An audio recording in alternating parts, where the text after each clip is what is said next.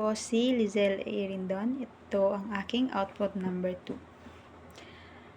Sa tingin ko, panahon na para tanggalin ang batas na nagbabawal sa tradisyon na pagdidisiplina sa mga bata ngayon. Para sa akin, hindi kailangang ipagbawal ang pamamalo basta ito ay ginagawa sa tamang pamamaraan.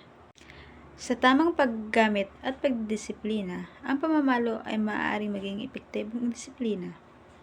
Mahalaga ang pagdidisiplina sa mga bata, ngunit dapat itong ipatupad ng maingat at may respeto sa kanilang damdamin. Ang layunin ng pagdidisiplina ay ang paghubog sa bata para magkaroon ng tamang asal at may respeto sa ibang tao.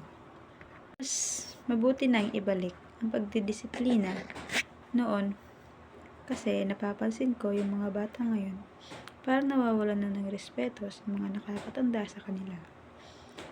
Mas maayos ang pagdidisiplina noon para meron silang matutunan at paggalang sa mas nakakatanda.